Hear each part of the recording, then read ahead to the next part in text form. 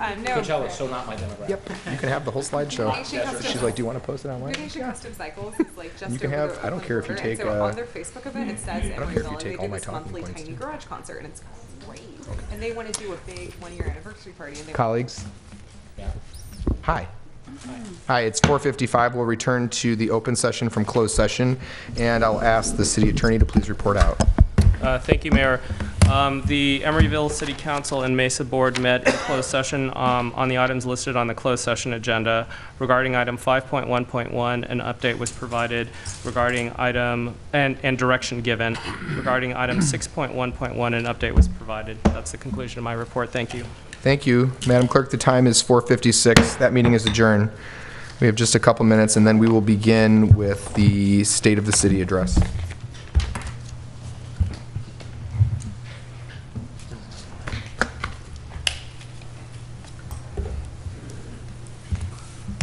It's like this.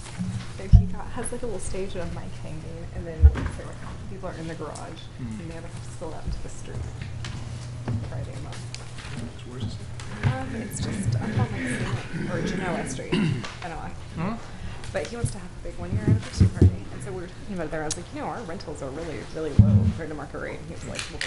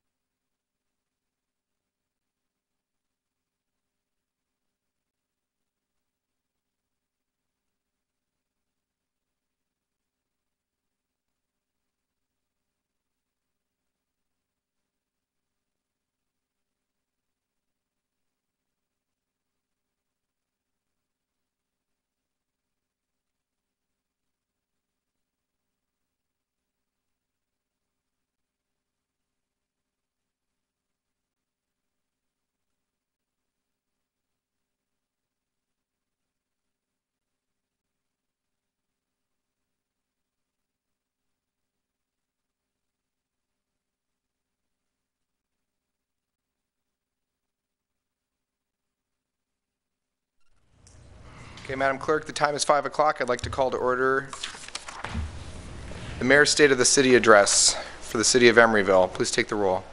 Councilmember Donahue? Here. Councilmember Martinez? Here. Councilmember Pats? Yes, just this once. Vice Mayor Medina? Here. And Mayor Bowders. Here, I'll take a motion to approve the agenda.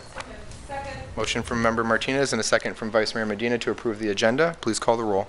Councilmember Donahue? Aye. Councilmember Martinez? Aye. Councilmember Pats? Aye. Vice Mayor Medina? Aye. And Mayor Bowders. Aye. Ex parte communications. Me with the world right now. To put this together, public comment for the consent agenda or items not on this agenda. Any members of the public who wish to speak on this item can do so. Seeing none, there is no consent calendar. The action item is today's State of the City Address.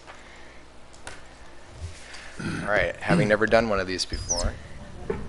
Good evening. I gotta make sure I followed this properly. Good evening, and thank you for coming out here at 5 o'clock on a Tuesday night to listen to the State of the City Address. I have the privilege of serving along with my 4 colleagues on the Emeryville City Council, and in 2018 as the city's mayor. And it's been a very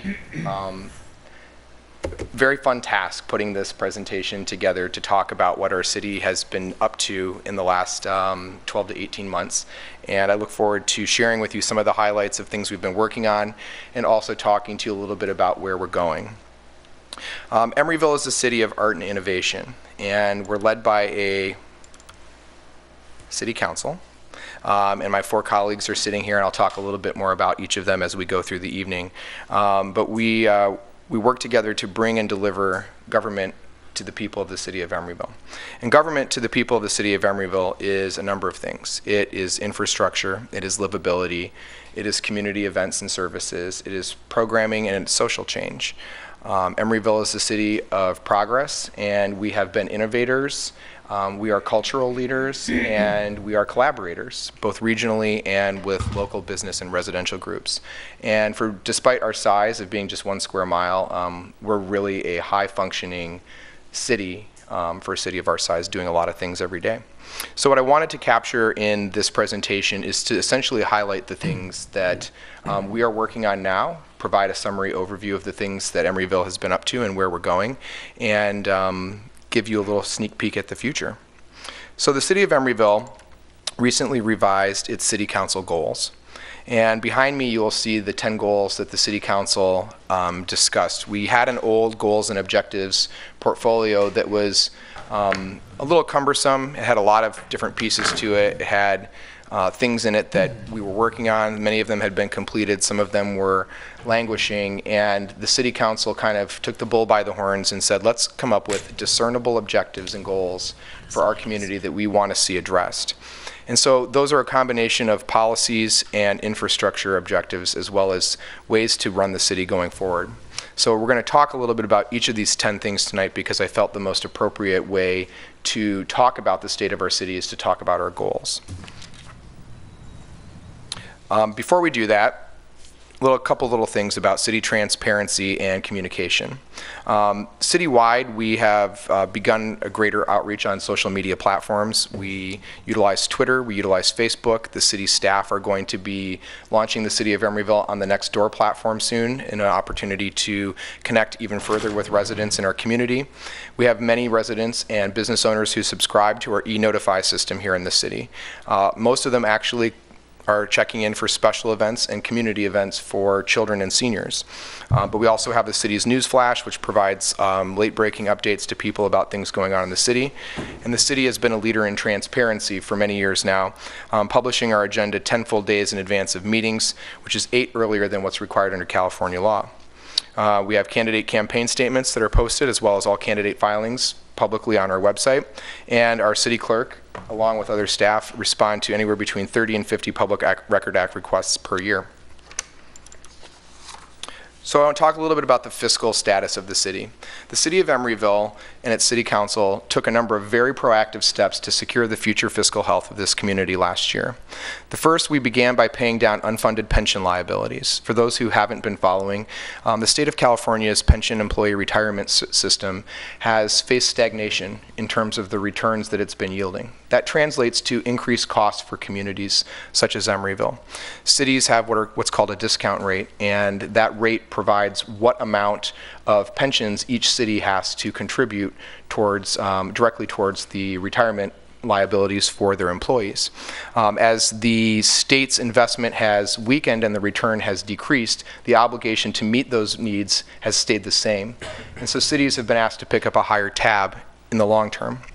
Some cities are going to face a fiscal cliff. Many cities are going to face dire circumstances, and the state actually estimated at a recent meeting I attended that they expect 15 to 20% of cities to go bankrupt in California in 10 years.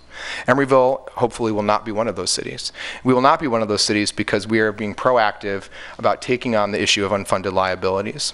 Last year, the city of Emeryville put $4 million in an advance payment towards CalPERS, which, according to CalPERS, reduced the total amount of pension liability for the city of Emeryville by an additional $11 million over the next 30 years. Additionally, we created what's called a Section 115 pension trust, which helps us mitigate increases to pension costs for our community. This trust allows us to exercise local control over pension fund investments. It will also help us maximize the annual return that we get here in our community by adjusting our investment strategy to meet the unique needs of our city and allow us to operate outside of the political influence of Sacramento and those who are trying to make sure that CalPERS functions only one way. Using the 115 trust, we can make additional payments directly towards our pension obligation fund in the long term, securing the fiscal health for our community and ensuring that we've diversified our investment strategy for our future. Recently, the City Council voted unanimously to develop a commercial property transfer tax policy that was an adjustment from the prior policy here in the community. Previously, the commercial property transfer tax policy provided that all monies that we received at the time of commercial property turned over would go into the capital improvement plan fund to pay for capital improvements here in our community. Because capital improvements are an ongoing need, but commercial transfers happen irregularly, the City Council took the opportunity to look at those bright years, the years where we get more than what we budget, and find ways to diversify that one-time funding we receive. Now, once we reach the budgetary revenue threshold we set in our annual budget, which is a 2-year budget cycle, all monies beyond that, 50% of those monies one time will go directly into either our pension 115 trust or straight to CalPERS to help pay down unfunded liabilities. Additionally, the other 50% is made available to the City of Emeryville City Council for one-time expenses that come up out of community need, whether that's a children's playground, the need to improve a sidewalk or a bike lane. Those opportunities will present themselves to us in good years as well. These proactive funding strategies are something I'm very proud of as the mayor of our community. I'm grateful to the Budget Advisory Committee, the Budget and Governance Committee, which I sit on with Councilmember Martinez, all my colleagues, and the Economic Development Committee and its advisors here in our city. Together, we are making the city stronger, and we are providing for the financial and vital security of our future. Additionally, we have built up a reserve fund in several places. The city has established some very sound policies due to multiple years of good growth back in prior decades that have established an adequate operating and capital reserve for our city. We've recently reached $2.3 million of savings in our disaster relief fund, which will assist us in the early hours after a fire, a flood, or an earthquake. Although our goal is set at $5 million, we've nearly doubled the investment we've made towards disaster preparedness in the last year. We will continue to use one-time surplus funds to help bring this account to its achieved goal and help make the city as prepared as possible in the event of a disaster. The city also currently holds $20 million in economic contingency reserve, which is equal to 50% of all of our general fund expenditures in a given year. To give you a contrast, most cities aim to get between 5 and 10%. That's what most cities can afford to do. We have saved 50% of our annual general fund expenditures into an economic contingency reserve.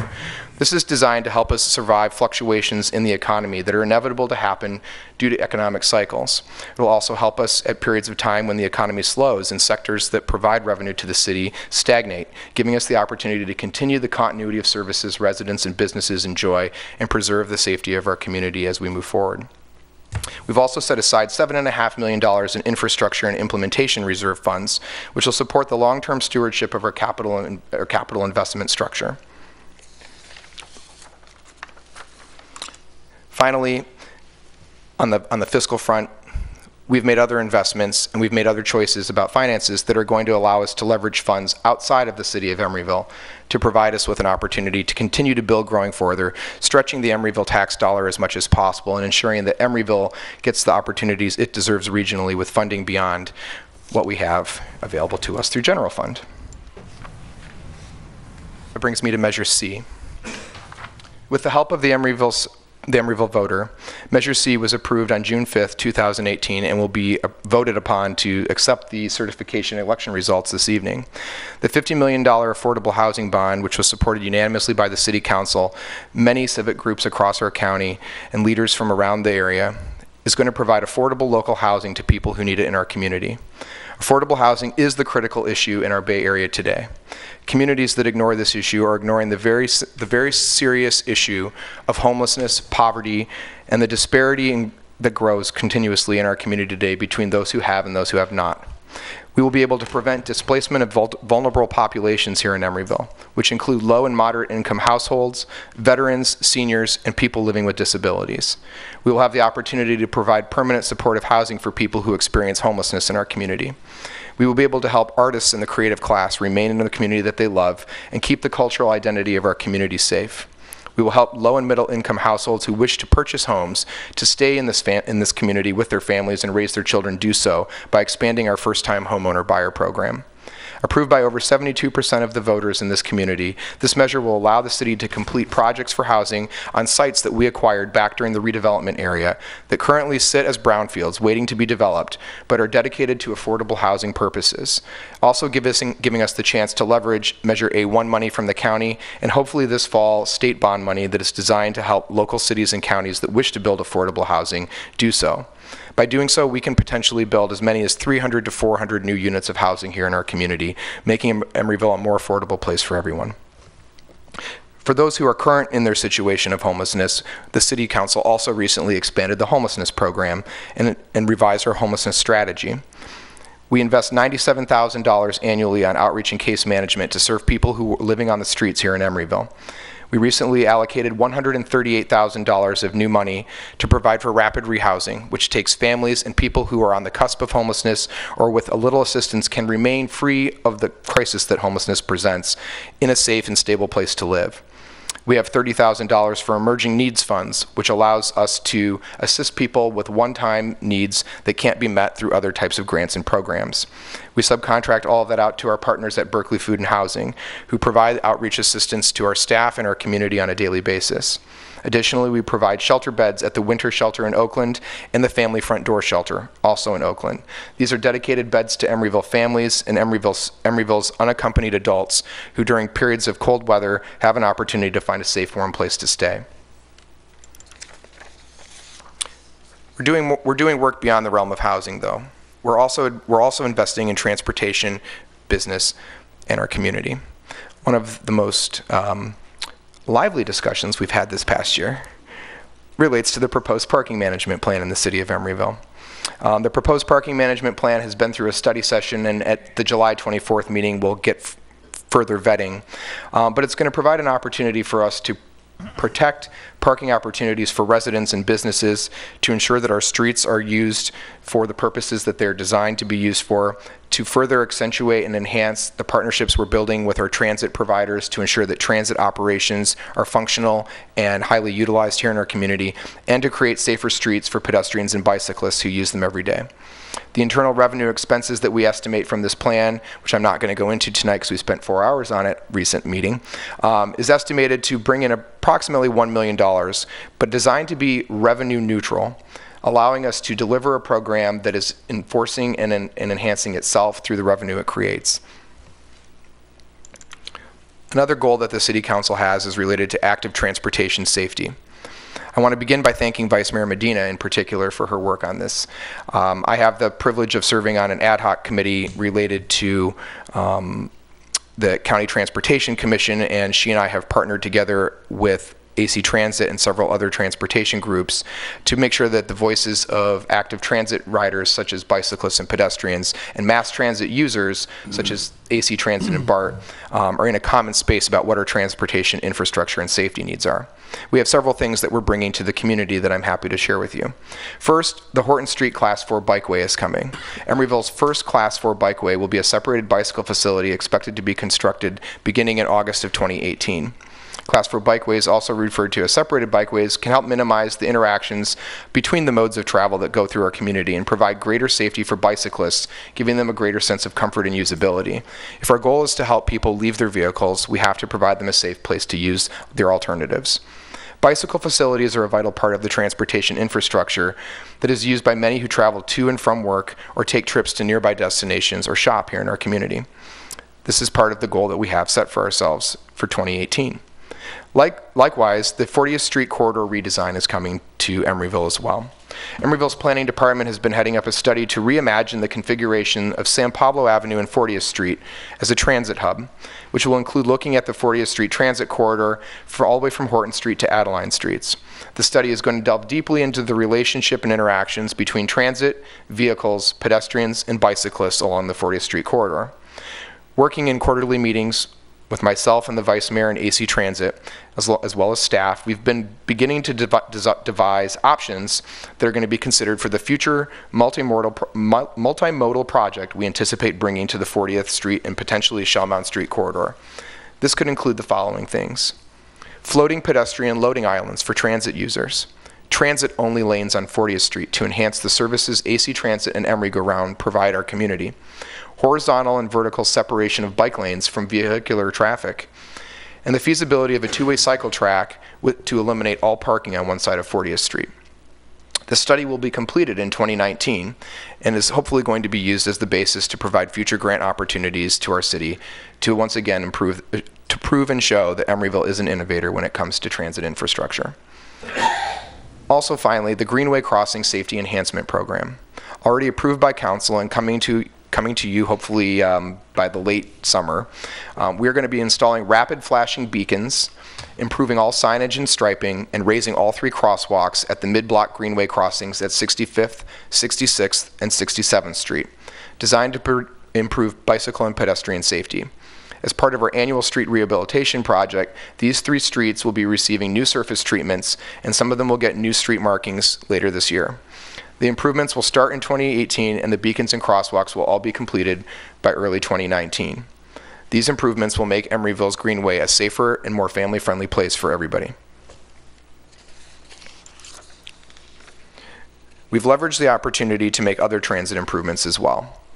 The Road Repair and Accountability Act of 2017, passed by the state legislature and known as SB 1, was signed into law last year, and it established as part of that program the Trade Corridor Enhancement Account, which funds corridor-based freight projects nominated by local agencies and the state to receive funding.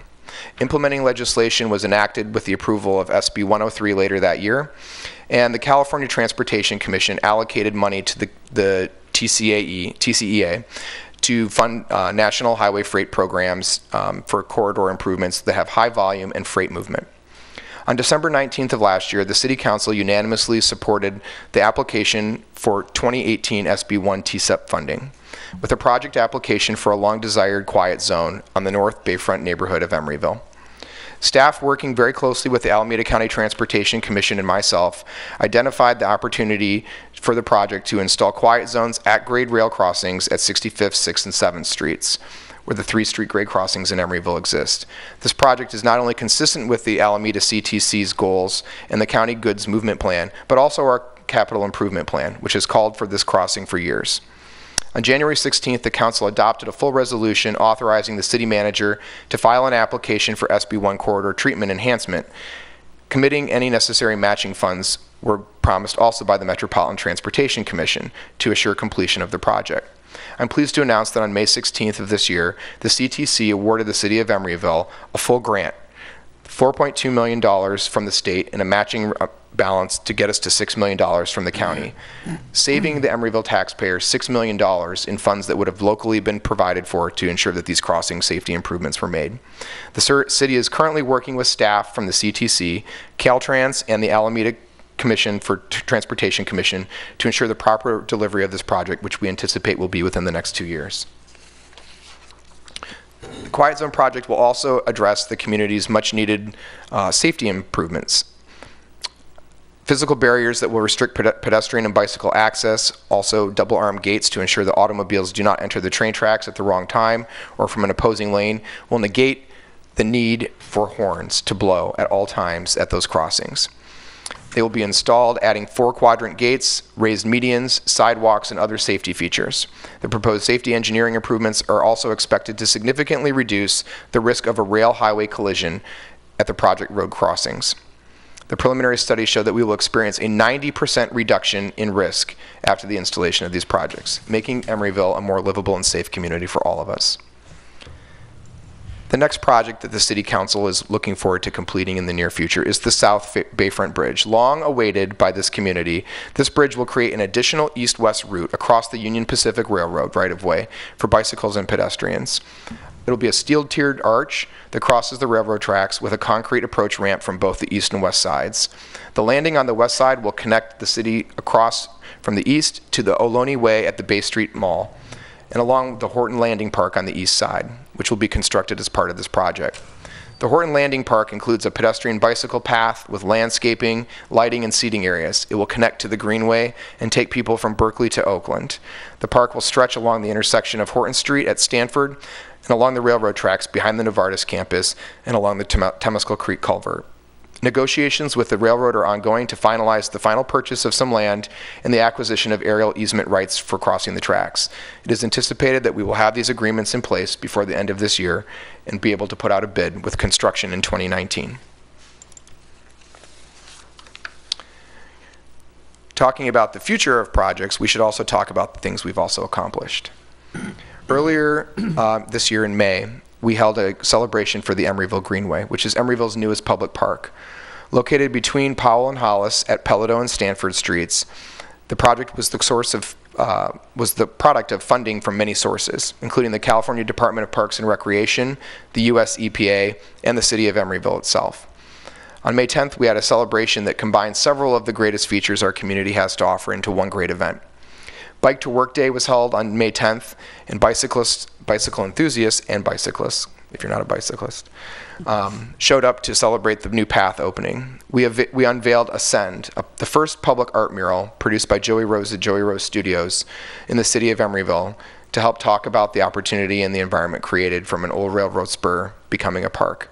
We had a grand opening at Pelladeau Park segment along the Greenway, and the event was sponsored by two of our great local businesses, the Honor Bar and the Broken Rack, who provided refreshments and an atmosphere that invited everybody to participate.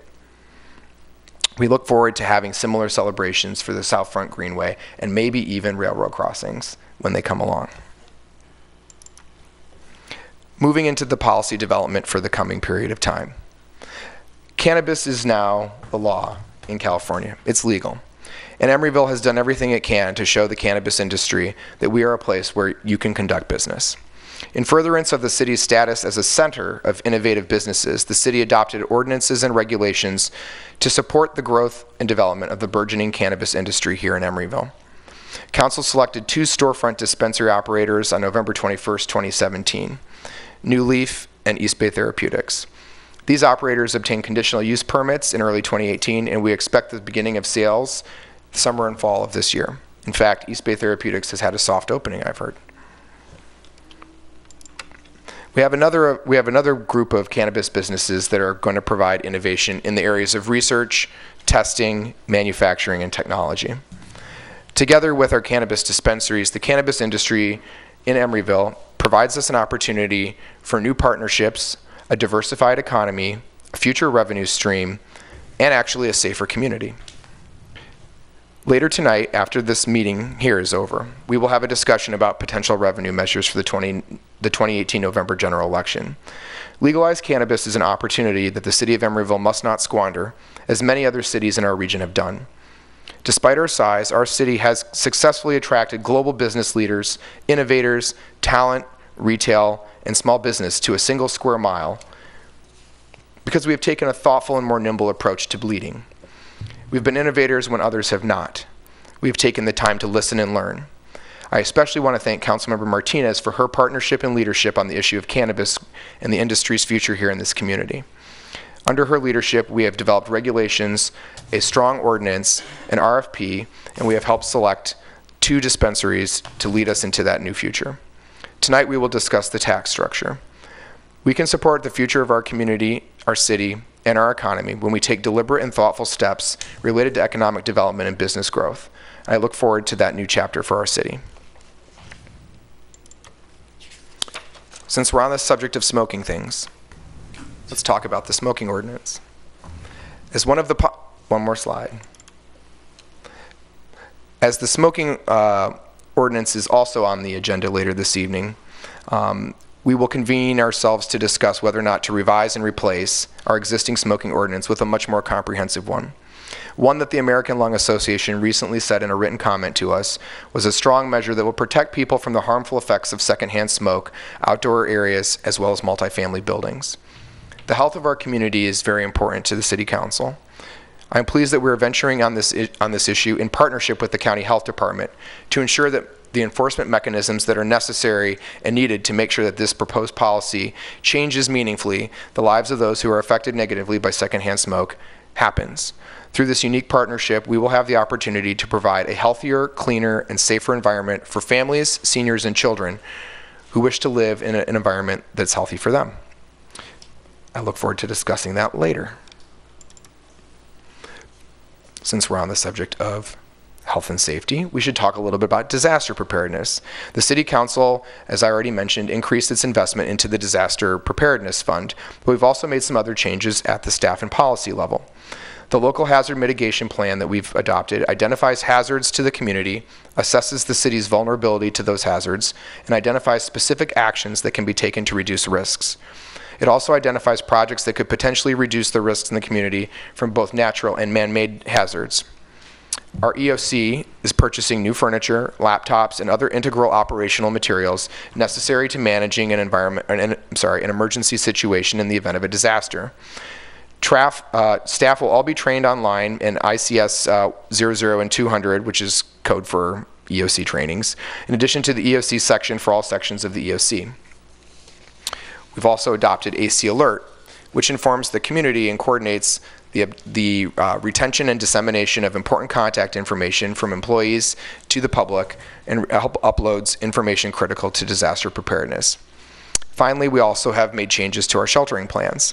In addition to finalizing shelter agreements, staff have attended multiple trainings on mass care and sheltering in the event of a disaster in our community. We will also be participating in a regional exercise for the first time in September, specifically focused on mass care and shelter. We look forward to future collaboration with our neighboring cities and our business partners in the private sector to ensure that our city is as prepared as possible to handle what happens in the event of a disaster. Moving to the city's cultural identity, the Emeryville Center for the Arts. The City of Emeryville has a long history of supporting the annual celebration of the arts, and as evidenced by our bid for a State of California Cultural District Award, which is now officially known as the Rotten City Emeryville Cultural Arts District. Promotion of the arts and creative businesses in general exists here in strong force. We are now more than just pursuing an idea of art as our community image. It's who we are. The property right behind City Hall, located at 4060 Hollis Street, has long been considered a potential site for the center's goals. We've gone through an extensive process to review various optional development paths for the construction and operation of the center at this site. These have ranged from retrofitting the current building for art center use only to creating expanded facilities with various commercial and other land uses that would help generate potential revenues needed to make the project sustainable and keep the art center stable for years to come. Although the project was delayed for some time due to the loss of redevelopment and its associated funding, earlier this year in January, the council joined me in taking the step needed to initiate the study of a public-private partnership as a path for moving forward in our community. As a result of that meeting and the subsequent study that was done, the city issued a request for qualification and proposals to create a public-private partnership and both construct and operate an art center here in the city. Our goal is not only to open the center's door, but to keep them open for years to come. According to that schedule, we anticipate that the 3 semifinalists that we are reviewing will have been vetted by staff as well as an expert panel later this summer, and that before the fall, the City Council will have the opportunity to select one of the 3 bidding developers for potential partnership and negotiate terms for the development of the Arts Center. I want to thank Councilmember Scott Donahue for his vision and expertise as an artist and the unique perspective he brings to our community from the cultural and creative class that he is from. I worked with him on the Cultural Art District designation application, and our work together has brought many artists and businesses together to find ways in which we can permanently enshrine our city's cultural identity into our economic future, one I have captured in this presentation as the City of Art and Innovation. Moving to community events and services. The City of Emeryville is a very active place for families, seniors, and those who wish to participate in a real civic environment. We have a senior volunteer recognition program that we have as part of our senior center trips and local venues.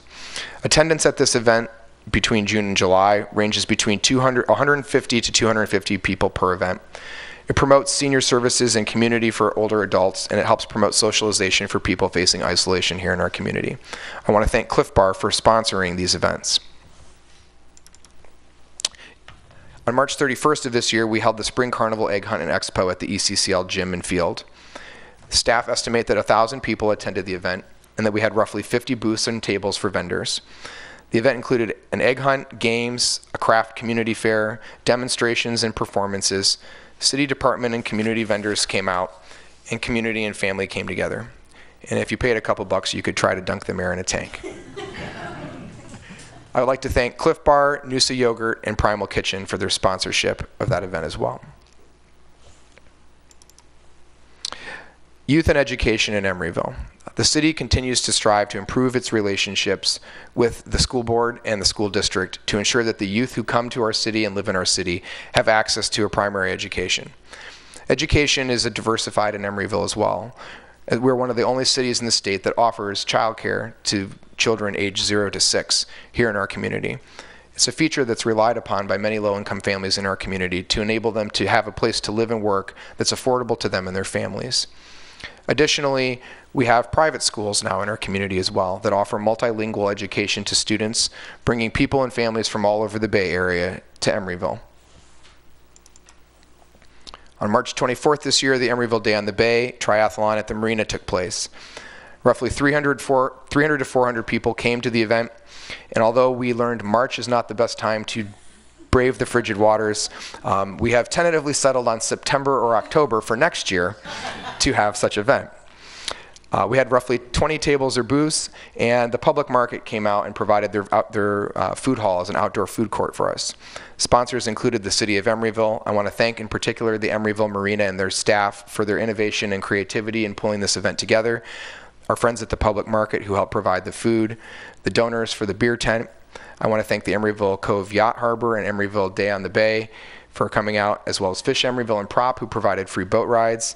I want to thank the Oaks Card Club who sponsored the music and setup for the live band.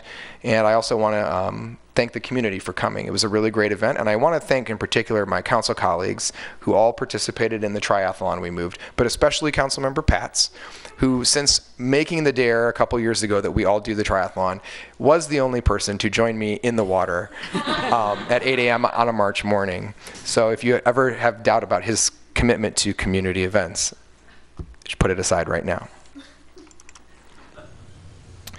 A couple other events to talk about. We have the Earth Day Shoreline Cleanup in 2018, which we staged over at Shorebird Park at the Chevy's parking lot. That happened on April 22nd. We removed 3.5 cubic yards of trash. 64 gallons of recyclables were collected by 85 volunteers, many of them children. Coast Cleanup in 2017, which is what we had at the end of last year, also saw we removed over a half ton of trash from our estuary and beach. 151 pounds of recyclable goods were collected and removed by 160 volunteers. The purpose of these events is not just to raise awareness about litter that is generated here in our community and the way it makes its way to our waterways, but also to educate children and to educate and create greater deepening and awareness of the impact that it has on wildlife, the impact it has on birds in our estuary, fish in our streams, and the future of our community. The secondary goal is to remove litter. The Harvest Festival that was held last October had 500 people in attendance. 20 vendor booths and tables were set up, games, crafts, a photo booth, even a petting zoo were there. I want to thank Primal Kitchen and Cliff Bar for sponsoring the event and bringing families and community closer together. Likewise, we still continue to host Jazz at the Park, at the Doyle Hollis Park in August every year. Last year, we had roughly 300 people in attendance, and if you're looking to come to next month's Jazz in the Park, it's 3 to 5 p.m. on August 19th, and I encourage you to join us. It's sponsored by the Friends of the Golden Gate Library, and the City of Emeryville gives it a community grant, and it offers an opportunity to bring people of all ages who have an appreciation for jazz and music together in an outdoor space and venue that builds community-family partnership. Couple events left. The dive-in movie at the ECCL pool. Roughly 150 children attend this event every year, and I'll just give a plug for it now. The Little Mermaid on July 20th at 6:30 p.m., and I am dressing as Prince Eric, and Vice Mayor Medina is going as Ariel.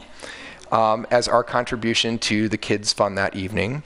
And so I am sponsoring the event, and Cliff Bar and Noosa Yogurt will also be joining me in putting on a fun-filled activity evening for the kids.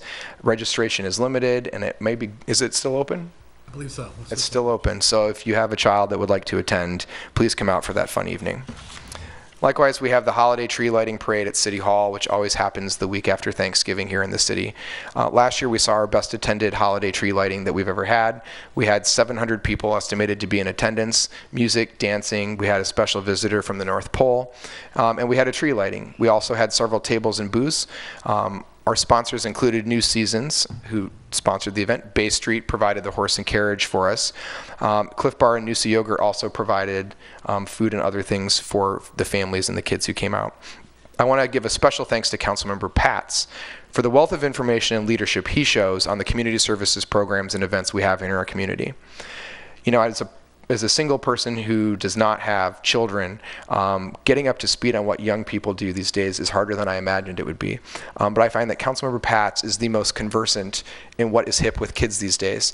And so everything I know about community services and community events, I have learned and been enriched by my partnership with Councilmember Pats on these things. And although I'm never afraid of your little dares, I do think we need to put a cap on how many dares we can have in a year. So we're going to cap that one next year. Lastly, I want to thank the public for several things. One of the things we ventured to do this year is communities need to take stock in themselves. There is an assault on the American community at the federal level, and the federal government has endangered the well-being of many people in our country, endangered their mental safety, endangered their physical safety, endangered their peace of mind. And one of the things that I very strongly believe is the power of overcoming hate and bigotry through kindness and through community. And so the City Council has been very supportive, and I want to thank the city staff in particular and the public for coming out to our community events. In February, we celebrated Black History Month, and St. Columba's Church Choir came and provided us a musical accolade to accompany honors for several African Americans in our community. Local businesses and partners provided sponsorships. We had a student essay contest on the importance of Black History Month, and we hung the Pan-African flag at City Hall, which I'm very proud of. In the month of March, we celebrated Women's History Month, and we invited Senator Skinner's office to come to the event. We celebrated women within our own community who make Emeryville a great place to live and work.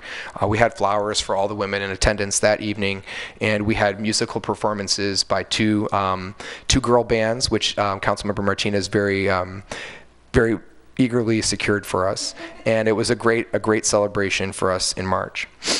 In April, we celebrated Second Chances Month. And Second Chances Month was an opportunity for us to focus on people who have made better choices with opportunities they have been given. We honored John Jones, a person who served time for conviction for a homicide, who's used his experience in prison to educate and keep young people out of gangs and off the streets. We also celebrated women whose husbands and sons are serving time in prison, who are supporting other single mothers and women living with convicted persons in their lives. And I want to thank the council for their support of that event as well. In May, we celebrated our small business community, and we honored a number of small businesses in our city that make it a diverse and exciting place to live. I learned a lot through this particular exercise as to how many innovative things we are doing in our community that make Emeryville a really dynamic place in 1 square mile of roof. We honored a series of businesses that you can see on the slide behind me. And we took the time to honor and remember Andy Nicataris and his family, who has run the Bank Club business. The Bank Club has been here for 58 years, serving the city of Emeryville, and the whole family lives upstairs above the Bank Club. And I can tell you that they greatly appreciated that recognition from the community. And then just this last month in June, we celebrated Pride Month, and we had a drag performance by Honey Daniels. We honored a number of LGBT leaders, heroes, and groups that are really trying to ensure that all people have a equal seat at the table and the opportunity to love who they love. We celebrated it with hanging the pride flag outside, and for those who joined us at Trader Vic's, we celebrated it with some libations as well. And that is the last of the events we had. We had no event this month because we have State of the City address this month. But look forward to a few more of these in the fall as we celebrate some other groups. And rather than tell you who they'll be, I think you should just follow the City Council agenda and show up.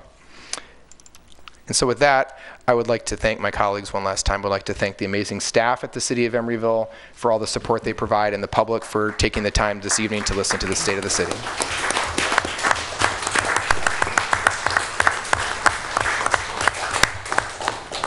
With that, Madam Clerk, the time is 5:40. We're adjourned.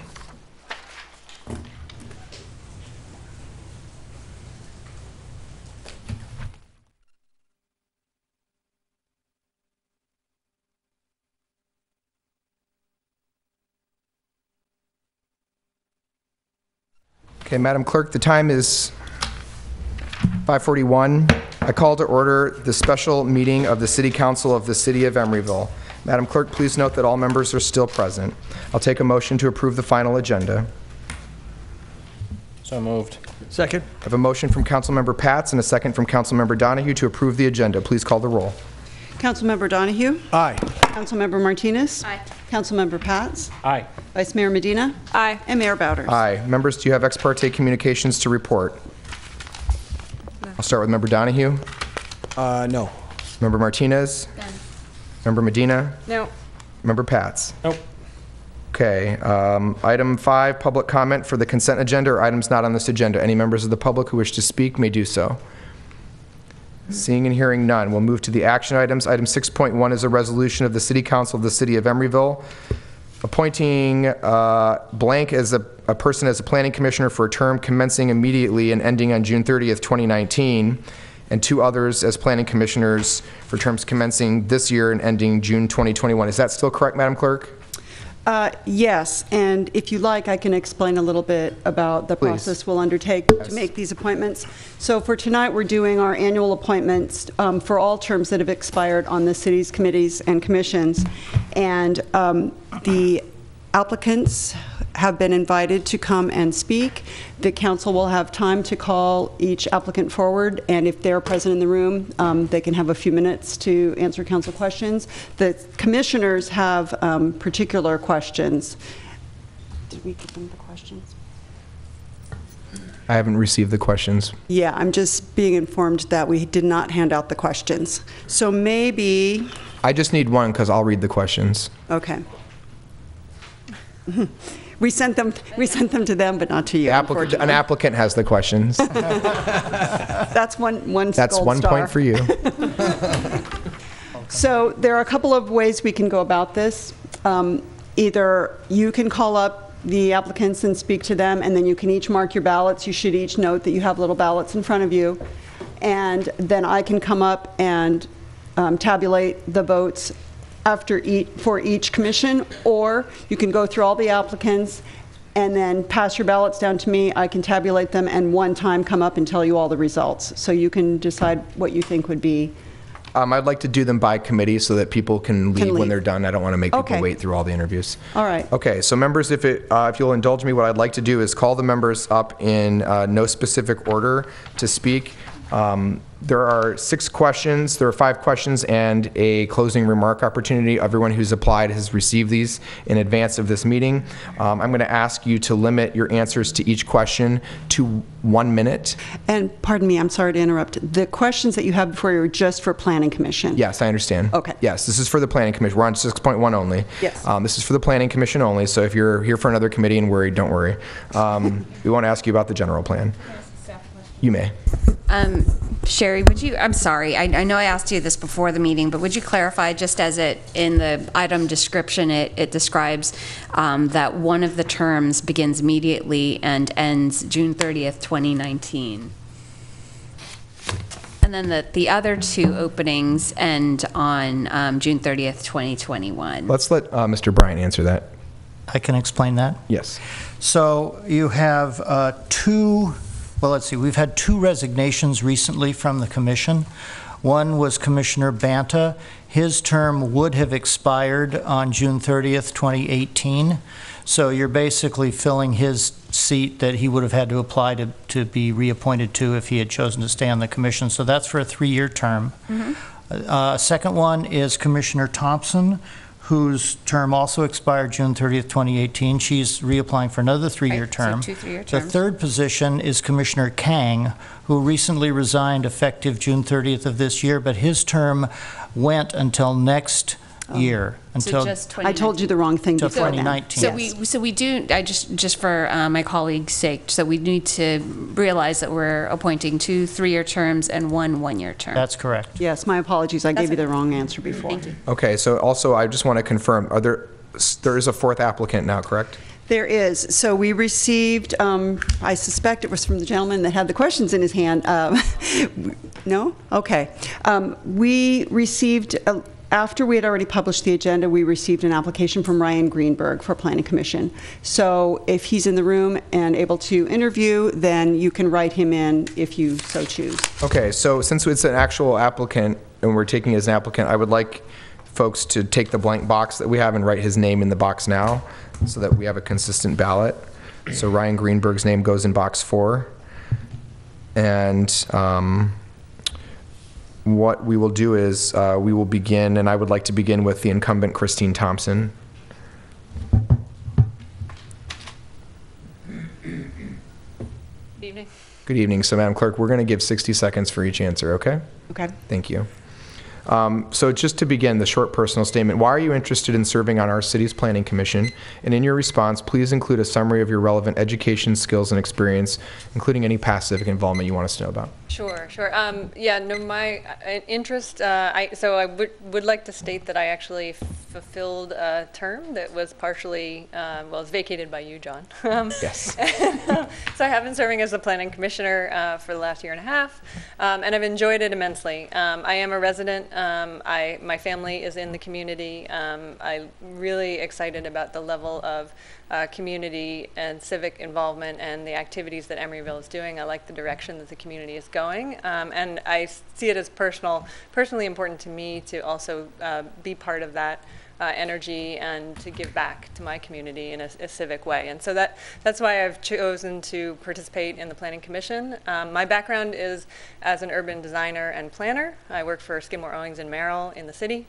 And so some of my skills in terms of understanding codes and ordinances and plans are very applicable to that position. Great, thank you. What do you see as the role of a planning commissioner? Fundamentally, we focus on the general plan and trying to enact orderly and positive development in the city. There are many other elements, though, that we also pay attention to in terms of the housing element and the design guidelines and how to sort of make good development decisions throughout the community. Some of the cases some of the things that have come before us have been very rudimentary in terms of locating good choices about infrastructure to major developments. And so it's, really about good decision making and orderly development that helps the community. Thank you. Describe your knowledge of our city's general plan and any other major planning documents that have been adopted by us in the last 2 years. Sure. We use the general plan for our guide reference as sitting on the Planning Commission, so I am knowledgeable about that and have my own copy. in terms of also coordinating that with other documents, the housing element is a important piece, particularly with objectives around housing. The design guidelines and standards have also been important to some of the decision making around streetscape and the quality of the architectural response that applicants have. Thank you. Can you give one example of a recent economic development or housing project in Emeryville that exemplifies your point of view as it relates to design, community benefit, or community process, and tell me why? Sure. I think there have been two. The Sherwin-Williams development, it's a complex urban project, and it actually went through its approvals prior to my being on the Planning Commission. But that kind of project is the kind of project that we try and promote in many communities throughout the Bay Area and beyond where I work. So I see that as an exemplary component. It has a lot of public benefits as well as providing real economic value in terms of housing and amenities. I would say there was another one on the south side that was smaller scale, more affordably based, but it was again sort of a good urban project, providing needed housing, thinking about transportation alternatives, smaller scale. And so really I think there's an opportunity to have a broad set of different projects that can fulfill these needs. Okay. Are there follow-up questions from any members of council before I ask for a closing remark? No. No? Do you have any closing remarks that you would like to make to us in any way? I would just say the State of the State was actually excellent to watch. There are many events that I have not known about, so now I know about them. So thank you for that, and thank you for your leadership as a council. I mean, there are a lot of wonderful things happening in Emeryville. Thank you, Christine. Okay. You're all good. Yep, thank you. Next, I'd like to invite Jonathan Hidalgo. Hi, Jonathan. Hi, thank you. Welcome. So why are you interested in serving on our city's planning commission? And in your response, please include a summary of your relevant education, skills, and experience, including any past civic involvement you want us to know about. So I'm interested in being a planning commissioner for the city of Emeryville because I was always taught to give back to your local community. Working in the city of Emeryville for the past 2 years and in the Bay Area for the past 5 years as a CEQA and NEPA planner, I've come to develop a unique set of skills as it relates to what a planning commissioner needs to do. My education is from Cal Poly San Luis Obispo, where I received a dual master's degree in city and regional planning with a specialization in urban design, and a public policy master's degree with a specialization in environmental policy. So being able to use these unique skills is my way to give back to the city of Emeryville. Thank you. What do you see as your role? What do you see as the role of a planning commissioner? So I see the planning commissioner serving an important role of being a balancer of sorts of a private developer's right to develop and the public welfare, and being able to communicate to both sides and hash out what can be sometimes contentious processes throughout the development phase. Okay. Can you describe your knowledge of the city's general plan and any other major planning documents that have been adopted by the city council within the last 2 years? Certainly. So I work in my profession with general plans all the time.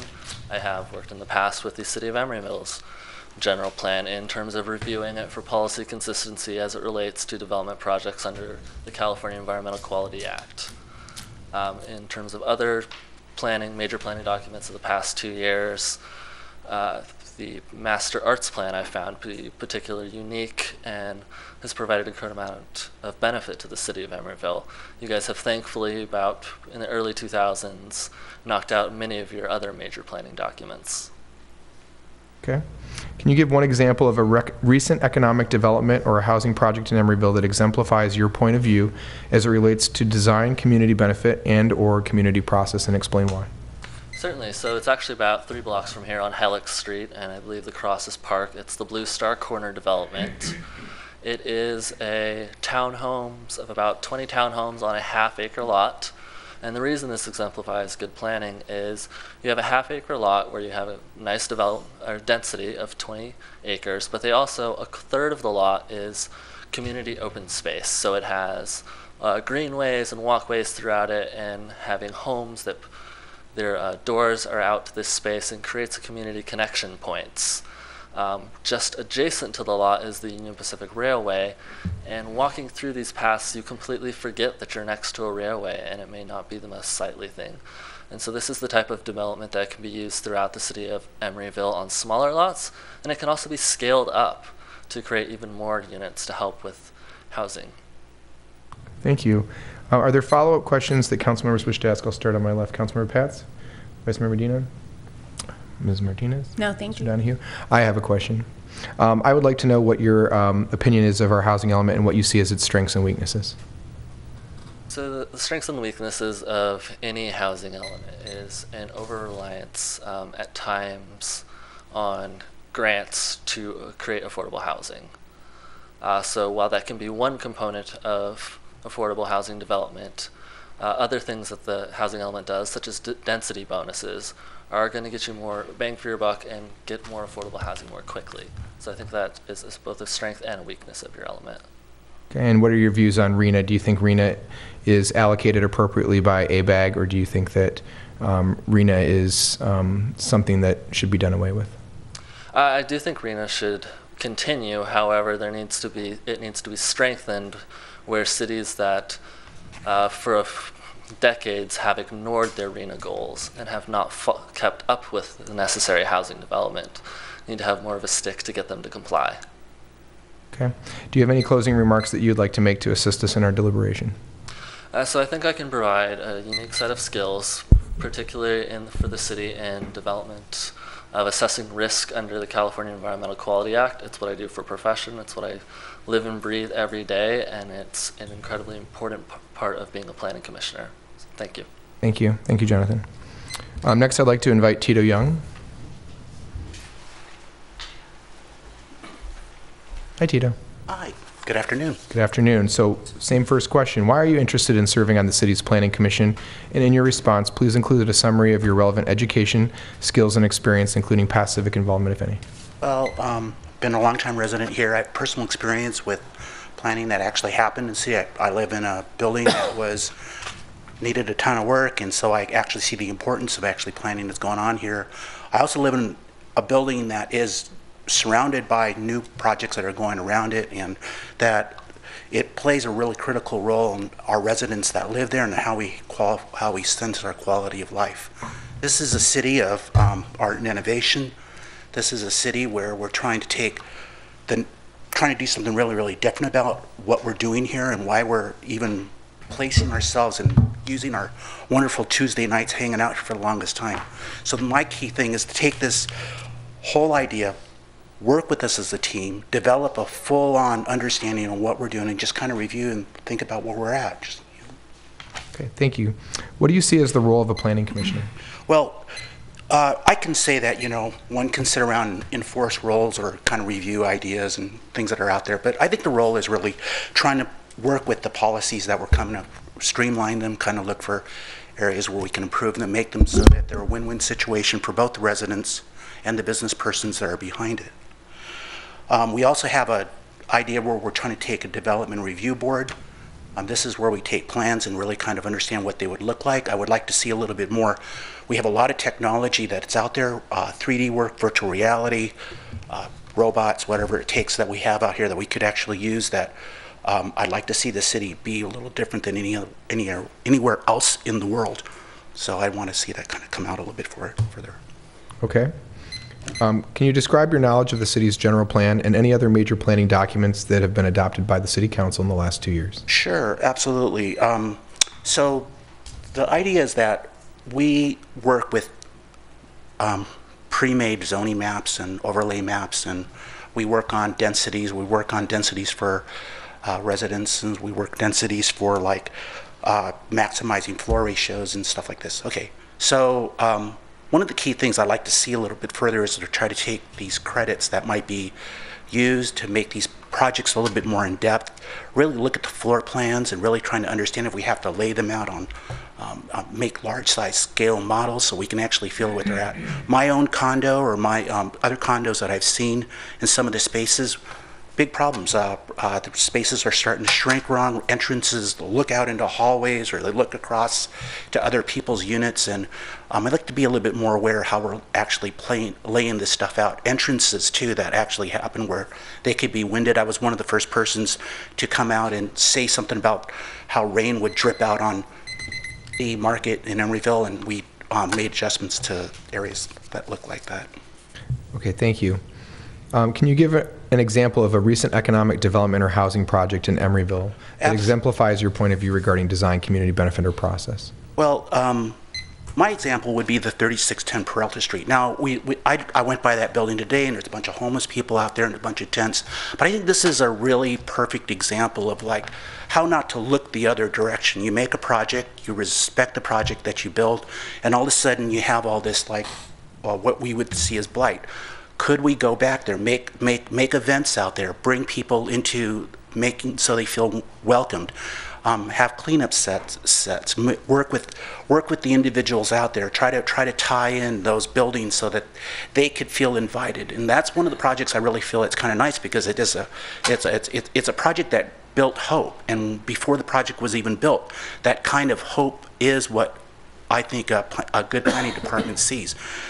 I feel that it's a tie between design and community process and community benefits. We're lucky we have Measure C that passed. It's fantastic. We have a really great way to take this in another direction.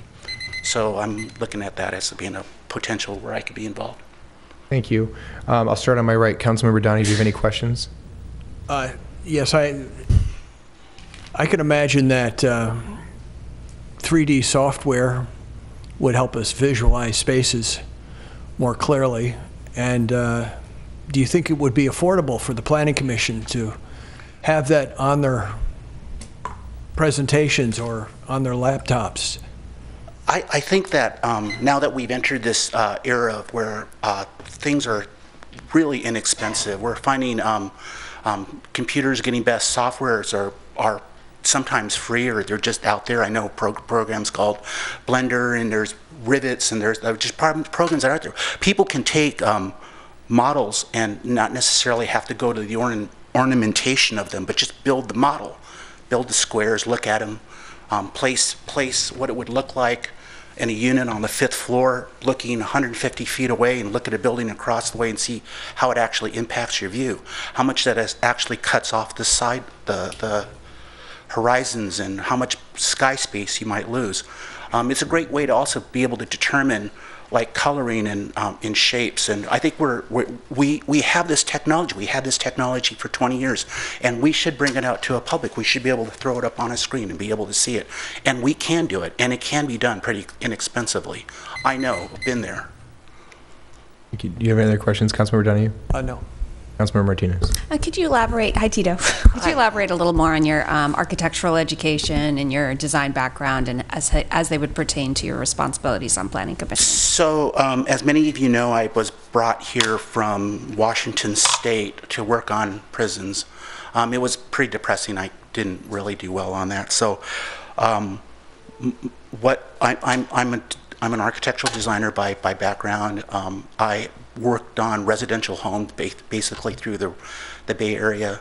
I was an expert on trying to work with commercial renovations and commercial rehabs, stuff like that. I'm sorry. I also worked on schools and worked on handicap accessibility for schools and stuff like this, and that was kind of my set of projects. You have other questions? Vice Mayor Medina? No. Councilmember Pats? I'm good. I have no questions. Do you have any closing remarks that you'd like to make? I want to thank you, whatever happens on how this is all voted, I hope everybody just has a great night tonight, and wonderful presentation, John. I really Thank you very liked much. It was really enjoyable. Thanks for applying, Tito. All right, buddy. Thanks. Ryan Greenberg.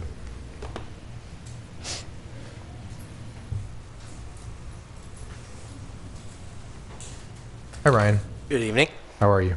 Doing all right? Good. Short personal statement, Ryan. Why are you interested in serving on the city's planning commission? And in your response, please include a summary of your relevant education, skills, and experience, including the past civic involvement you have here. Gotcha.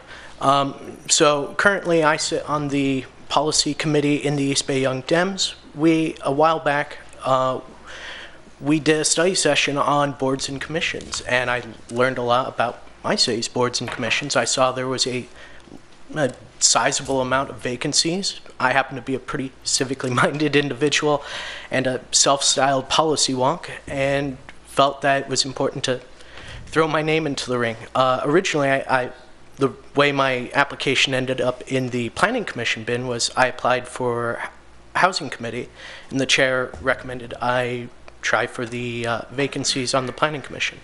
So, Okay. What do you see as the role of a planning commissioner? I think a planning commissioner's job is really to sort of bring to life the general plan and make it more of a living document, allow people from the general public to interface with their government, and to provide crucial insight on the ground to the city council. Okay. Can you describe your knowledge of our city's general plan and any other major planning documents we've adopted in the last 2 years? Right. Before I found out the meeting time and location, I did look through the general plan. It's roughly about 230 pages, as I'm sure you know. I look at it as a reference document. I read about 10-15%. It's a lot of overlays, a lot of just maps and zoning. That's my perspective. Okay. Can you give one example of a recent economic development or housing project in Emeryville that exemplifies your point of view as it relates to design, community benefit, and/or community process? Sure. My personal favorite has got to be the 100% affordable housing development on San Pablo Avenue, just across the street from Lane Splitter Pizza. I was especially surprised. It's a very collaborative one, being able to bring together the city of Oakland and city of Emeryville right there on the border, and being able to achieve 100% affordability really sets a high bar for following up with Measure C funds. So I'd like to see that sort of extended forward to see how much we could maximize. Okay, thank you. I'll start with follow-up questions. Vice Mayor Medina? I have none. Councilmember Pats? I'm good. Councilmember Martinez? I don't have any, thank you. Councilmember Donahue? No, I'm fine. No? Do you have any closing remarks you'd like to make? Not really. Thank you for your consideration. It's always great to see you doing so well here in Emeryville. I came from the Central Valley, which is not exactly the best place to be. It's not very economically diverse. Coming here to Emeryville, it's completely different. It's small, but economically diverse, lots of interesting transit options, all sorts of things. I just think it's a great city. So I'm hoping that I can just help keep things moving the way they are. Thank you, Ryan. Thanks Thank for you. coming. Okay, Madam Clerk, I'd actually like to change the process for just this one item, because this one has one person who's got 1 year and 2 people who have 2 years. So as opposed to voting and doing it the way we'd normally do it for all the other committees, I'm going to do it the way we used to do it, which is take a motion one at a time for a motion for a person for a 3-year term. Did council support that? We'll do the motion for a 3-year term, a motion for a 3-year term, and a motion for a 1-year term, and we'll not vote and try and figure out who goes where. Is that fine? Yeah. So is there discussion about the candidates? Oh, sorry, actually, this is an agenda item. Members of the public who wish to comment on this item have the opportunity to speak for 3 minutes. Mr. Carpio.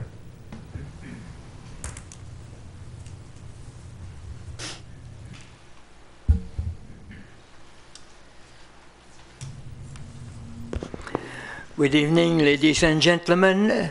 My name is André Carpio.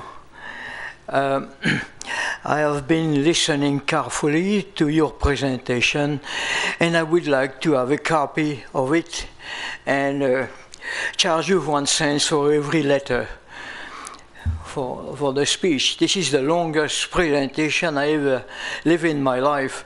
It would be the best, but still, it's very expensive. Thank you. The second is that through the testimony of these gentlemen here, I did not hear a single word about having a practical experience for commissioner. So it's going to be again an academic evaluation. is going to be, again, something that people are going to decide without having any experience in any construction building, in any phase of construction building, transportation, electrical, foundation, retaining wall, excavation, anything like that. Nothing of these people have mentioned. And to me, it's, I don't want to say it's inadequate, but I think that the format has been deformed, in which I think planning commissioner need to be versatile. I'm talking about not only that you need to have the educational background, but you have to have an appropriate practical experience, and I don't think any of these candidates have. That doesn't mean I don't like them, but I would not want them to decide on issues that would concern me, because they would not be the jury of my peer. Thank you. Thank you, Mr. Carpio. Are there other members of the public who wish to comment at this time? Seeing none, public comment is closed. Members, is there discussion about applicants before I call for motions? No. Seeing none, I will call for a motion related to a term for 3 years that would commence July 1, 2018 and end June 30th, 2021. Is there a motion? Member Martinez. Mr. Mayor, I'd like to move that we appoint Christine Thompson to a 3-year term. I'll second that. There's a motion by Member Martinez and a second by Vice Mayor Medina to appoint Christine Thompson to a 3-year term. Madam Clerk, please call the roll. Councilmember Donahue? Aye. Councilmember Martinez? Aye. Councilmember Pats? Aye. Vice Mayor Medina? Aye. And Mayor Bowders? Aye. Congratulations, Christine. Is there a motion for the second position for a 3-year term? I move that Tito Young. Is there a second to that motion? I'll second it. There's a motion by Member Donahue and a second by Vice Mayor Medina to appoint Tito Young to a 3-year term on the Planning Commission. Madam Clerk, please call the roll. Councilmember Donahue? Aye. Councilmember Martinez? Aye. Councilmember Pats? Aye. Vice Mayor Medina? Aye. And Mayor Bowders? Aye. We have a position for 1 year to complete a term. I'll move for Jonathan Hidalgo. I'll second. There's a motion by Vice Mayor Medina and a second by Member Pats to approve Jonathan Hidalgo to a 1-year term commencing July 1st, 2018 to the Planning Commission. Madam Clerk, please call the roll. Councilmember Donahue? Aye. Councilmember Martinez? Aye. Councilmember Pats? Aye. Vice Mayor Medina? Aye. And Mayor Bowders? Aye. Thank you, and congratulations to the 3 of you. Welcome to the Planning Commission. And Ryan, thank you for applying, and we will see you, I believe, in like 10 minutes here for the Housing Committee application as well. So at this, Madam Clerk, I have a procedural question. So item 6.2 is a series of subsections. Yes. Maybe this is for the City Attorney. If I wish to call for public comment on all items, Mr. City Attorney, but I also wish to let the clerk take the vote count after each item, should I call for one public comment before we've heard from applicants, or how would you like me to do that? You can call for the public comment At the beginning? at the beginning. Yes, that's Thank fine. you. Okay, so we're going to go through all these as one agenda item, so there will be one public comment for item 6.2. Any member of the public who wish to comment on the committee appointments that we are about to engage may do so now at this time. Seeing and hearing none, I will close the public comment on item 6.2. What we're going to do for all these committee appointments, because there's no formal set of questions, is I'm going to invite applicants who are here for any of the committees as we go through them, who wish to speak will be afforded 1 minute to come to the podium and explain. The open-ended question is simply, what would you like the council to know, and why are you interested in the committee you're seeking an appointment to? We'll begin with item 6.2.1, which is a resolution of the City Council of the City of Emeryville appointing one business representative, 4 community members to serve on the Bicycle Pedestrian Advisory Committee for terms that begin July 1, 2018 and end June 30th, 2020. And there are 4 applicants for this. Madam Clerk, are all of them residents or any of them businesses? Ken Bukowski qualifies both as a business resident or as a community, so that gives you a little flexibility. Is there a question? I have a question for staff. Does that mean that serving as an incumbent, does he get 2 votes does he get to vote as a business representative and as a resident, or is he just? No, you would appoint him as one or the other. We can pick. So if we don't want him to be the business rep, we could put him as the resident or vice versa. Right, so he's not representing both as an incumbent. He's just eligible. I see. Yes. Are Ken Bukowski, Celeste Burrows, Tom Modick, or John Sherman here? Okay, seeing none. This may not require a paper ballot either, because it's pretty straightforward, I think. Is there a motion to appoint anyone as business representative? Public comment? What's that? I did all public comment at one time. Okay. Can I Sure. just have a point of discussion? Is it possible just to leave this position open and appoint? We could vote for no one, yes. You can vote for nobody if. I would move that we leave this spot vacant for a business representative to be determined in the future. Okay, so I'm assuming that we can just, we don't have to take a motion. Sorry, don't need to move to do nothing. We don't need to move to do nothing. We can just simply I'm pass. looking at member Pats. My only question for the city attorney is, because there is an applicant, is the applicant entitled to a motion on, a vote on the application? No, if the city council decides that it does not wish to consider filling the business representative slot tonight, then it does not have to take any action tonight. Okay, is there consensus to skip that? I have one request to do that. Yeah. Yes. Is that yours? Sure. Yes. Okay, so we are going to make no appointments this evening. A majority wish to pass. Are there motions for the community members? Are you looking for a collective motion, or? You can do that if you wish to appoint all four. I wish to make a motion to appoint Celeste Burrows, Thomas Modick, and John Schurman. And I apologize to Mr. Schurman for butchering the That's right, pronunciation. Sherman. Hey, okay, no apologies. So there's a motion to appoint 3 of these members to the committee. Is there a second to that motion? Second. There's a motion by member Pats and a second by member Martinez to appoint Celeste Burrows, Tom Modick, and John Schurman to the Bicycle Pedestrian Advisory Committee for the community member positions. Please call the roll. Councilmember Donahue? Aye. Councilmember Martinez? Aye. Councilmember Pats? Aye. Vice Mayor Medina? Aye. And Mayor Bowders. Aye. Is there interest in filling the 4th vacancy at this time? I'm assuming no. Okay. We have a vacancy for the business representative, and we have a vacancy for the community member representative on BPAC. On the Budget Advisory Committee, we have 1 business vacancy up, and we have 2 resident vacancies up. We have 3 incumbents have applied, and there are no new applications. I see, I think 2 of our Business Budget Advisory Committee members here. Do either of you feel the need or wish to speak? Benet or Bill? No. I'll entertain a motion. May I make a motion for all 3 spots, the business representative and the 2 residents? I'll second. Yes, there's a motion from member Martinez and a second from member Pats to appoint Benet Curtis Bauer as the business representative to the Budget Advisory Committee, Fran Quattel and Bill Reuter as resident members to the Budget Advisory Committee. Please call the roll. Councilmember Donahue? Aye. Councilmember Martinez? Aye. Councilmember Pats? Aye. Vice Mayor Medina? Aye. And Mayor Bowders. Aye. The Economic Development Advisory Committee. Can I ask a question before You may. we go? Ms. Hartz, is Mr. Now I'm going to butcher her name. Reuter. Does he not serve as the EDAC, the Budget Advisory Committee EDAC representative? Is that not, I'm sorry, you're coming to speak, which is great. You're on the right track and you're asking the right question. Why am I rare. on both these committees? It's because a while back we decided a linkage between the Budget Advisory Committee and the Economic Development Advisory Committee was a good idea. I asked for volunteers from the Budget Advisory Committee might be interested in doing that kind of service. There were no positive answers, so I volunteered to do it. Okay. So to follow up on that question, because I'd love to see as many people participate as possible, is it possible that he participate on the EDAC committee as a representative from the Budget Committee, or am I just going too far afield now?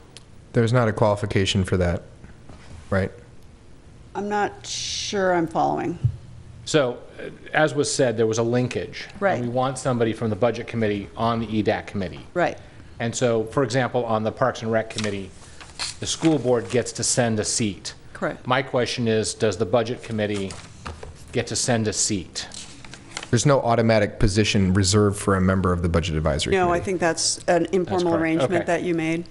Okay, what I'd like to suggest, because if you look at the ballot, Council, you'll see that under business representative of any size, you'll see Marilyn Boucher and Mary Lou Thierkoff, and they're also listed as small business representative applicants as well. although subject to discussion, I would propose that since they can't be both positions, that if council is amenable to reappointing them as they are incumbents, that we put them in the small business representative designation, because we can fill the more general, any size business representative in the future, and that gives us more flexibility. Yes. So if there is no opposition, I would like to make a couple motions. I'd like to make, and then we can, well, are people okay with me just making one motion? Yep. Yes. Oh, but You have a discussion want to item? get people to do a presentation if they want? Sure, actually, that's a very good point. So any of the applicants for the Economic Development Advisory Committee, do any of you wish to come and speak? I see a couple of members here. Is Brandy Grant here? No. Satisfied with that? Yeah. I'd like to make a motion to appoint Bill Reuter as the resident to the Economic Development Advisory Committee. And in that motion, I'd like to appoint Alexandria LaRoche as the large business representative, Marilyn Boucher as a small business representative, and Mary Lou Thierkoff as a small business representative, leaving the 3 business representatives of any size blank. I'll second that. It's just one vacancy. No. Yes. Oh, it's one. I'm sorry. You're right. You're right. I'm sorry about that. It's one vacancy, leaving that one vacancy blank. Sorry. That's the second. So a motion by Mayor Bowders and a second by Councilmember Pats for that motion. I'm not going to repeat it. Please call the roll. Councilmember Donahue? Aye. Councilmember Martinez? Aye. Councilmember Pats? Aye. Vice Mayor Medina? Aye. And Mayor Bowders. Aye. We have a business representative of any size and a nonprofit business representative vacancy on that committee still. The Housing Committee. So we have applications from 6 individuals. Buzz Cardoza, James Carl, Ryan Greenberg, Nicole Gruen, Marshall Huggins, and Ed Troiting. Are any of those members here tonight that wish to speak? Ryan, do you wish to come up? Oh, What? Come to the microphone, please. You don't want to? Pleasure to see you all again. I just would like to say, in the current era in which we live, right now I see the Bay Area is experiencing a housing crisis. I'm pretty sure no one would disagree. It would be my goal to do everything we can to shoot for the highest densities we could within the general plan. So that's me. So. Thank you. Are there any other members? I see a couple of committee members, but I don't see any desire to speak. So for this ballot, members, if you're fine, we'll mark our cards. You can mark up to 4 members on this one.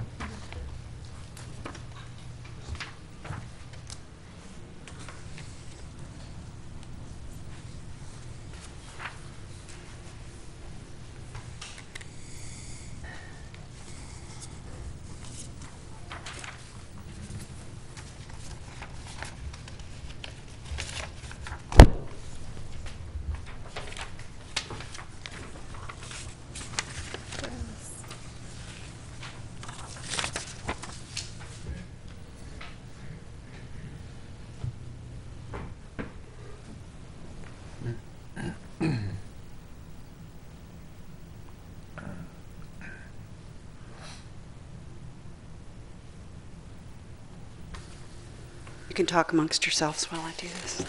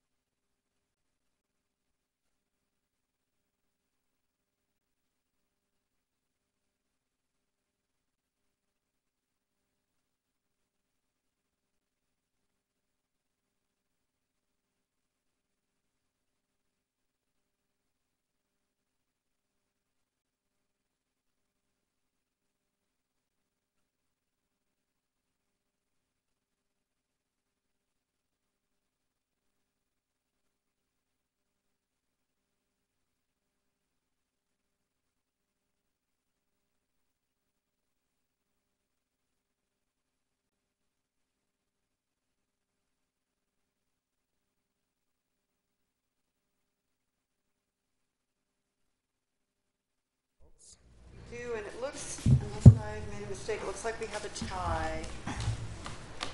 Okay, so I'm going to read this for the benefit of the people at home. We have 5 votes for Ryan Greenberg. We have 5 votes for Marshall Huggins. Next, we have 4 votes for Ed Troiting.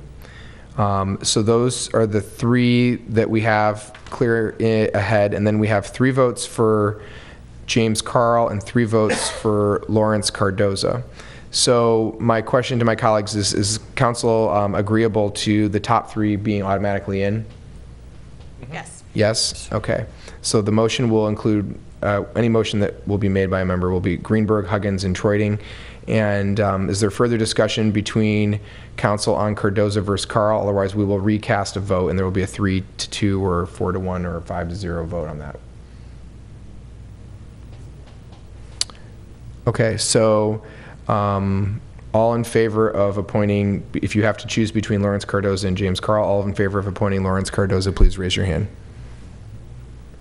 All in favor of appointing James Carl, please raise your hand.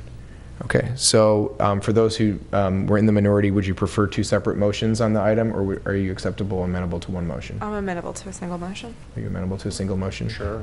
Okay, I'll entertain a motion I'll move that Lawrence Cardoza is appointed. A second? with the other 3, right? Oh, sorry. So we're going to do all 4 at one time. All 4. Okay, so there's a motion, and I somehow, oh, you have my sheet, that's why. Can you put their names back up? So the motion by Member Martinez is to approve Ryan Greenberg, Marshall Huggins, Ed Troiting, and Lawrence Cardoza, correct? Correct. And that was seconded by Member Donahue. Yes. Please call the roll. Councilmember Donahue? Aye. Councilmember Martinez? Aye. Councilmember Pats? Aye. Vice Mayor Medina? Aye. And Mayor Bowders. Aye. Next is the Park and Recreation Committee. We have no applicant for the business representative position at this time, and the one applicant withdrew from the vacancy, so we have one incumbent, Jack Gazzoni, who is here. Jack, do you wish to speak for any reason? No? It's kind of going to be a slam dunk, I think, Jack. Is there a motion? I'll move that we appoint Jack Gazzoni to Parks second and that. Rec Committee. We have a motion by Member Martinez and a second by Member Donahue to appoint Jack Gazzoni to the resident vacancy, the resident position on the Parks and Rec Committee. Please call the roll. Councilmember Donahue? Aye. Councilmember Martinez? Aye. Councilmember Pats? Aye. Vice Mayor Medina? Aye. And Mayor Bowders. Aye. Welcome back, Jack. Thank you. Finally, we have the Public Art Committee.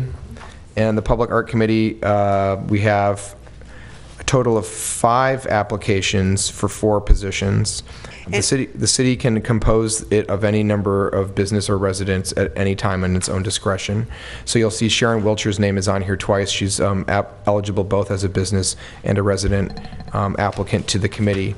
I know Sharon is here. Are there other members of the committee who wish to, or Sharon, who wish to approach the podium and speak? Excuse me one sec. Should mention that Lauren Merker has withdrawn, so you can cross her out. And I don't know if Judith Wetterer was able to make it. She notified us that she was running late because of a work obligation. Please come to the microphone. We'll vote. You can sit down for this one, Sherry. Doesn't that leave us 4 spots and 4 applicants? Hi. So, no, Judy did email, and she's still trying to get here. She's, I think, probably in Marin at a meeting. So I just wanted to, and Yes. she would love to be able to serve again, so. Should I say something now? If you or should wish, I just you wait? have a minute if you wish to speak to And us. I Yes. was kind of surprised. I mean, I do have a business license as a textile designer, but I was applying as a resident, Oh, community member. Thank you. think it that's the was way. marked as business. Oh, Staff? You're marked, yeah, we have you down as both, so. okay, all right. That helps. Okay, no worries, Sharon. And I just wanted to say 2 things. Sure, yeah. And I mean, I think, I'm a visual person with a passion for the arts and artists and craftspeople and their work. The beauty and design of the built environment, cityscapes, and civic experiences, and I applied this passion for the past 30 years in Emeryville. I believe in the power of the arts to transform and enrich lives, and from a practical perspective, I have an understanding and significant working knowledge of the public art selection and commissioning process and policies, and personally, as a public art consultant, sort of know both sides of the equation, both from the commissioning agency or an individual, and also from the artist perspective. So I just appreciate your considering my reappointment. Thank you. Thank you, Sharon. Members, is there discussion? If not, I'll take a motion. Well, wait, how about some of the other people might want to speak? I called for them and I didn't see anyone. Does anyone else wish to speak? Okay, that's fine. I just want to ask the clerk, did Lauren Merker indicate why she wasn't? I believe she moved out of town. Oh, okay. I know. Further discussion? Is there a motion? I move we appoint all 4. So Judith Wetterer for the business representative, then Edith Bresnahan, Joey Enos, and Sharon Wilshire as residents? Yes. I'll second. Okay. There's a motion by Member Donahue and a second by Member Martinez to approve Judith Wetterer as business representative, Edith Bresnahan, Joey Enos, and Sharon Wiltshire as residents to the Public Art Committee. Madam Clerk, please Can I call the make roll. a substitute motion? You may, yes. I'd like to nominate Wetterer, Witcher, and Bresnahan solely. So just those 3. There is a substitute motion on the table. Is there a second to the substitute motion? I will second the substitute motion. There's a motion by Councilmember Pats and a second by Mayor Bowders to appoint Wetterer, Bresnahan, and Wiltshire to the Public Art Committee. Please call the roll. Councilmember Donahue? Aye. Councilmember Martinez? Aye. Councilmember Pats? Aye. Vice Mayor Medina? Aye. And Mayor Bowders? No. It passes 4-1. Wait. That was a substitute motion passed. Yeah. Yes. Yeah, Your okay. motion passes 4-1. Well, so so we don't have the opportunity to vote on the Nope. for Joey. Nope. No, Well, we did. we did. Oh, I would. Oh, it's over. Okay. Unless you're asking to motion to reconsider something. Well, I would like to have Joey also on the committee. You just voted, okay, so you're asking to reconsider the prior motion or not? Yes. Yeah, I didn't. So you're asking for a motion for reconsideration? Yes. Okay, which means you're going to vote on Councilmember Pats' motion again. Yeah, I'm going to vote no on his motion. Okay, so there's a motion to reconsider. Is there a second to the motion to reconsider? Seeing none, your motion fails for a lack of a second. We are done with item 6.2. Okay. Time is now 6:30. Madam Clerk, this meeting is adjourned, unless you have something. I have one quick question. You may. For the EDAC, I must have missed when you talked about whether you were appointing Tracy Young as the nonprofit business representative. That was, There's no Tracy Young on the sheet. We didn't have her. She was not listed on the sheet. oh, okay. She's on my tally sheet. I guess we didn't get her on the ballot. We also got her application. Okay, so I'm going to late. return to, which agenda item is, that's agenda item 6.2.3. Since we took no motion on the issue related to the nonprofit representative, is there discussion? Which category is this? This is 6.2.3. This is the Economic Development Advisory Committee. There's a position for a nonprofit business representative, and our ballots said there were no applications, but you're saying Tracy Young is the applicant. Yes. So there's one vacancy that can be filled. Is there a motion? Is she here? No, she's not. She's the incumbent, if that helps. Yes, I'll move. Yes, and I will second her application. So there's a motion by Member Pats and a second by Mayor Bowders to approve Tracy Young. Please call the roll. Councilmember Donahue? Aye. Councilmember Martinez? Aye. Councilmember Pats? Aye. Vice Mayor Medina? Aye. And Mayor Bowders? Aye. She's approved. Madam Clerk, the time is now 6:32 and this meeting is adjourned. Members of the public, for your benefit, we are in recess until 7:12. If you go down to the lobby, you'll see lots of colored paper. We will have four very, very short meetings, and at 7:16 we'll convene the regular business of the City Council. We are in recess.